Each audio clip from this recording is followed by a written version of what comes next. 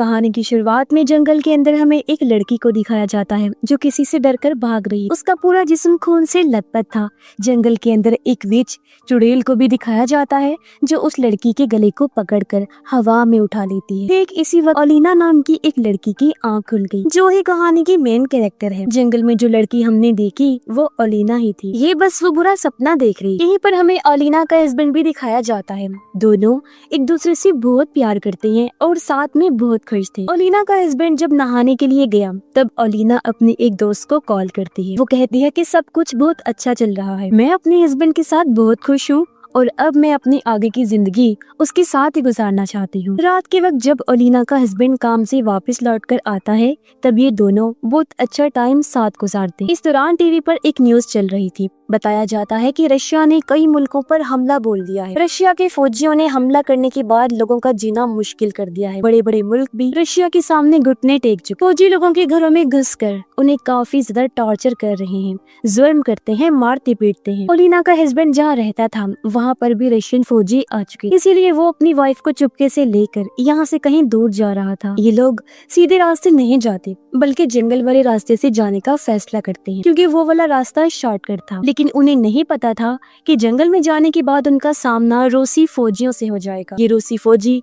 जंगल में डेरा डाल के बैठे हुए थे। रूसी फौजियों का जो लीडर था रॉबर्टो, वो इनकी कार को रोक देता है। उसके जो लोग थे वो ओलिना के साथ बदतमीजी करने लगते। फौजी अपने लीडर रॉबर्टो से कहते हैं कि इनकी गाड़ी काफी अच्छी है, अगर इनकी गाड़ी हमें मिल जाए तो गाँव में जाकर सामान लाने में आसानी हो जाएगी, हम इन्हें मारकर फेंक देते हैं और वैसे भी ये तो चलता ही रहता है, हमारे लिए कौन सी बड़ी बात है। रॉबर्टो भी उनकी बात मान लेता है, जिसके बाद कुछ फौजी जाकर ओलिना के हस्बैंड को गन दिखाते हैं और कार से उतरने का कहते हैं। लेकिन उसी वक्त ओलिना का हस्बैंड उन पर हमला कर देता है। गाड़ी से सबको ठोकता हुआ वो आगे बढ़ता गया और यहाँ से भागने लगता है। इस बीच सभी रूसी फौजी उनकी गाड़ी पर लगातार फायरिंग करते हैं और वो लोग बड़ी मुश्किल से यहाँ से निकल पाते हैं। उनका एक फौजी जो गाड़ी के सामने आ गया था वो गाड़ी से कुचलकर मारा जाता है। रात हो जाने की वजह से वो लोग आगे नहीं जाते और ओलिना अपनी दोस्त के घर आ जाती। यहाँ आने के बाद ओलिना को पता चलता है कि उसके हस्बैंड को गोली लगी है, जिस वजह से वो काफी ज्यादा जख्मी हालत में था, इसीलिए वो नीचे गिर जाता है। खून बहुत ज्यादा बह गया था, इसलिए उस बेचारे की कुछ टाइम के बाद ही मौत हो जाती है। ओलिना कंट्रोल से बाहर हो जाती है, फूट फूट कर रोने लगी। उससे ये सदमा बर्दाश्त नहीं हो रहा था। अपनी ताकतों से वो उसे जिंदा करने की कोशिश करती है लेकिन कोई फायदा नहीं होता और अब उसे खो देने की वजह से वो गुस्से से आग बगोला हो जाती है। वो अपने हस्बैंड की लाश को अंदर लेकर जाती है और उसे अच्छे से साफ करती है। वो ये वादा भी करती है कि जब तक वो बदला नहीं ले लेगी तब तक वो अपने हस्बैंड की लाश को नहीं जलाएगी। उसकी दोस्त कहती है कि ऐसा करना ठीक नहीं होगा, तुमने ये सब कुछ छोड़ दिया था। ओलिना कहती है कि मैंने ये सब कुछ अपने हस्बैंड के लिए ही छोड़ा था, लेकिन उन लोगों ने उसे मार दिया है और अब क्योंकि वो नहीं रहा तो मैं भी चैन से नहीं बैठूंगी। इसके बाद ओलिना एक खुफिया दरवाजा तोड़ती है और उसके अंदर चली जाती। ये एक केव यानी गार थी और यहाँ पर एक छोटा सा घर बना हुआ था।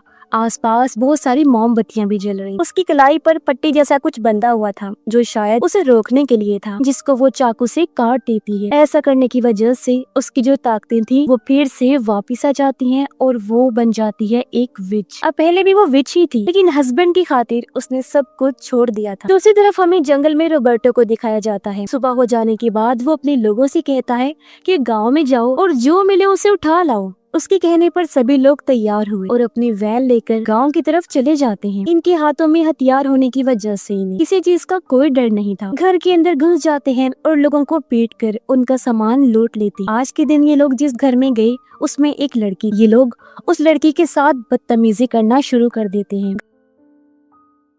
घर का सामान लूटने के बाद उस बेचारी के साथ बहुत गलत करते हैं और वो बहुत रोती है। बाहर कुछ रूसी फौजी बैठे हुए थे, अपने साथियों के आने का इंतजार कर रहे। तभी यहाँ पर साइकिल लेकर एक औरत आ जो इन फौजियों के बारे में उल्टा सीधा बोलने लगती है, जिसकी वजह से ही एक फौजी गुस्से में आकर औरत के सर पर गोली मारता है और उस बेचारी की भी मौके पर ही मौत हो जाती है। इसके बाद ये सभी फौजी सारे घरों में से सामान लूटने के बाद जंगल में वापस आ जाते हैं। ये लोग अपने साथ उस लड़की को भी लेकर आए सिर्फ इसलिए कि जब चाहे उस बेचारी के साथ गलत करे। इसके बाद सीन बदलता है और हमें ओलिना को दिखाया जाता है। वो बाहर उनकी गाड़ी के पास जाकर गाड़ी पर लगे खून के सैंपल को ले लेती है। ये खून उस फौजी का था जो गाड़ी के सामने आया था। अब एक की तो कुचलने की वजह से मौत हुई थी और दूसरा ये वाला फौजी जिंदा था। ओलिना उस खून को लेने के बाद उस पर एक रिचुअल जादू करती है, जिसकी वजह से उस फौजी की हालत खराब होना शुरू हो जाती है। उसके मुंह से इंसानी लंबे से बाल बाहर निकलते हैं, जिससे सब और वो खुद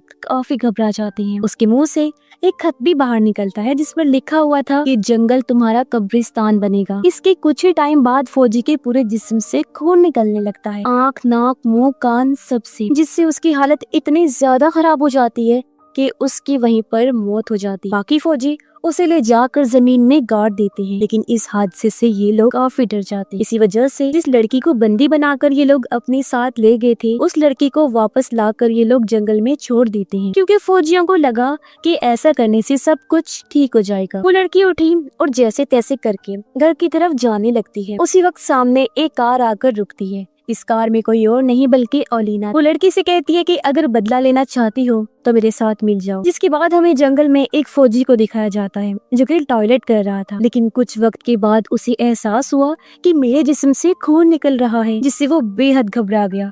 अब जाहिर है इसके पीछे भी ओलिना का हाथ था। अब इन्हीं में से एक सोल्जर अपनी फैमिली के पास जाना चाहता था। वो फैमिली की तस्वीर को देखकर उन्हें बहुत याद कर रहा होता है, लेकिन उसकी मजबूरी थी, वो अपनी टीम को छोड़कर नहीं जा सकता था। अब थोड़ा टाइम गुजरने के बाद जब वो फौजी सो गया तो ओलिना उसे मारने के लिए उसके बहुत करीब आ जाती है, लेकिन इससे पहले वो उसे मारती, वो उसकी फैमिली की तस्वीर को देख ली और सिर्फ तस्वीर को भी लेकर यहाँ से चली जाती। वो फिर दूसरे किसी फौजी को अपना शिकार बनाने के लिए आगे बढ़ी और जैसे एक फौजी देखा उसे मारने के लिए वो उसके सामने बहुत सारे पैसे फेंक देती। वो फौजी पैसे में इतना अंधा हो जाता है कि वो ओलिना का पीछा करने लगता है। अब अगले दिन सुबह पता चलता है कि ओलिना ने उस फौजी के साथ किया। दरअसल ओलिना ने उस फौजी को ले जाकर एक पेड़ से बांध दिया था। उसका बहुत बुरा हाल था, खून निकल रहा था और जिस्म पर कपड़े नहीं थे, ठंड से वो कांप रहा होता है। और लीना ने उस फौजी के ऊपर भी रिचुअल किया और सभी फौजियों के सामने उनके ही आदमी को जान से मार देती है, वो भी बॉम्ब की तरह फाड़ कर, जिससे उसके जिस्म के टुकड़े टुकड़े हो जाते हैं। अब इतना सब हो जाने के बाद भी रोबर्टो अपने लोगों से कहता है कि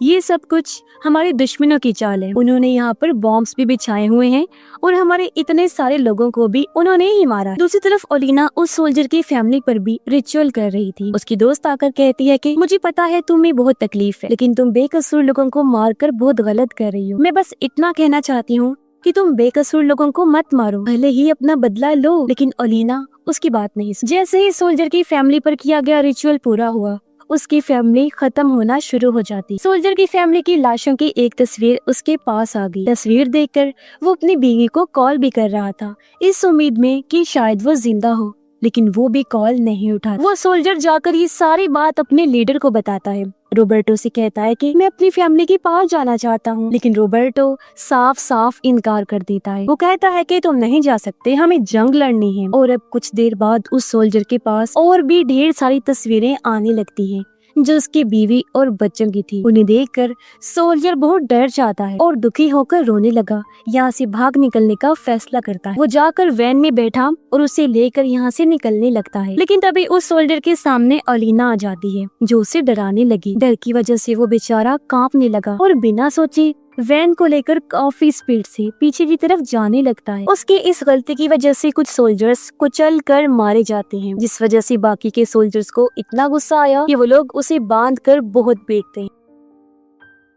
जो सोल्जर्स मारे गए उनकी लाशों को ये लोग दफना देते, लेकिन उसी वक्त अचानक से इनके चारों तरफ बॉम्ब फटना शुरू हो जाता। जाहिर है ये काम भी ओलिना का ही था, लेकिन बॉम्ब को फटते देख सभी सोल्जर्स अलग अलग हो जाते। इस बीच एक सोल्जर को उस औरत की साइकिल दिखाई देती है जिसे उसने गोली से मारा था। ठीक इसी वक्त उसके पीछे उस औरत की आत्मा भी आ जाती है जो बहुत डरावने लग रही थी। उसे देख सोल्जर काफी डर गया और वहाँ से भागने लगता है, लेकिन हड़बड़ी में वो नीचे गिर जाता है। तभी उसके पास उसका लीडर आया जो उसके साथ बहुत अजीब बर्ताव करने लगता है, लेकिन पता चला कि वो उसका लीडर नहीं था बल्कि वही औरत थी जिसको उसने गोली से मारा था।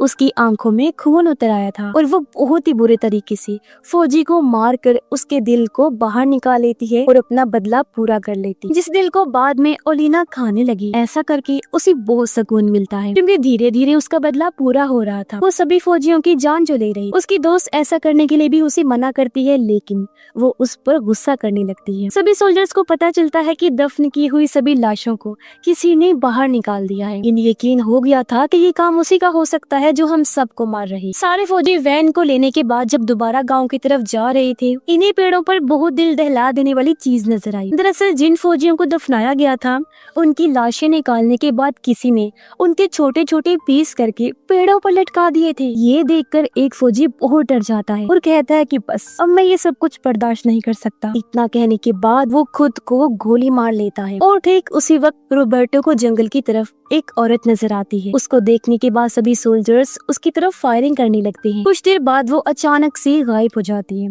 दरअसल वो और कोई नहीं बल्कि ओलिना थी, लेकिन वो खुद को बचा नहीं पाई। बहुत सारी गोलियां लगने की वजह से वो काफी जख्मी हो गई थी। उसकी दोस्त ओलिना की मदद करते हुए उसके जिस्म से सारी गोलियों को बाहर निकालती। सोल्जर्स को जंगल में उस जगह खून नजर आता है जो देखने के बाद वो लोग समझ जाते हैं कि वो जो कोई भी था वो अब जख्मी हो चुका है। खून का पीछा करते करते ही लोग ओलिना की दोस्त के घर के पास आ जाते। दो सोल्जर्स अंदर चले गए जबकि दो सोल्जर्स बाहर ही खड़े हुए। अब ओलिना बाहर वाले दोनों पर भी जादू करती है जिससे दोनों आपस में लड़ने लगते हैं और बात इतनी ज्यादा बढ़ जाती है कि एक दूसरे को जान से मारने पर उतर आते हैं। मौका मिलते ही एक सोल्जर दूसरे को गन से शूट करके उसकी जान ले लेता है। जो दो फौजी अंदर गए थे उनमें से एक रोबर्टो था। अंदर आने के बाद जब भी दोनों खुद को शीशे में देखते हैं तो इनकी हालत बहुत खराब लग रही। एक सोल्जर का चेहरा तो पूरी तरह से जल चुका था। रोबर्टो उससे डरता है जिस वजह से वो उसे जान से मार देता है। ऐसा करने के बाद वो छुप गया और जब ओलिना आती है तो वो पीछे से उसके ऊपर हमला कर देता है। फिर वो ओलिना को नीचे गिराता है और उसके साथ गलत करने लगा, लेकिन वो ओलिना नहीं थी बल्कि वो तो उसका फौजी साथी था जिस बेचारे के साथ ही उसने ये सब कर दिया। और अब ओलिना भी सच में यहाँ आ जाती है। रोबर्टो पर हमला करने के बाद वो दूसरे फौजी पर भी हमला करके उसकी जान ले ली। इसी वक्त यहाँ पर उसकी दोस्त आकर जानकारी देती है कि मैंने चेक किया था, तुम माँ बनने वाली हो, इसी वजह से गोली लगने के बाद भी तुम ठीक हो गई, तुम्हें अपने बच्चे को बचाना होगा। तभी रोबर्टो पीछे से उसकी दोस्त पर हमला करके उसे पकड़ लेता है और उस पर गन तान देता है, जिससे ओलिना का अब इतना दिमाग खराब हो गया कि इस बार वो उस पर इतना खतरनाक हमला करती है कि उसे जान से मार डालती। अब ये जानकर कि वो माँ बनने वाली है वो काफी खुश होती और अब वो एक नई जिंदगी की शुरुआत करना चाहती। इसी वजह से वो यहाँ से कहीं दूर चली जाती है और अपने बच्चे को पैदा करती है और अपने आगे की जिंदगी अपने बच्चे के साथ हंसी खुशी गुजारती है। और एक बार फिर वो विच और जादू वाला काम छोड़ चुकी थी। अपने बच्चे की खातिर इस काम को फिर से ना करने का खुद से वादा भी करती है। और इसी के साथ ये फिल्म इधर ही खत्म हो जाती है।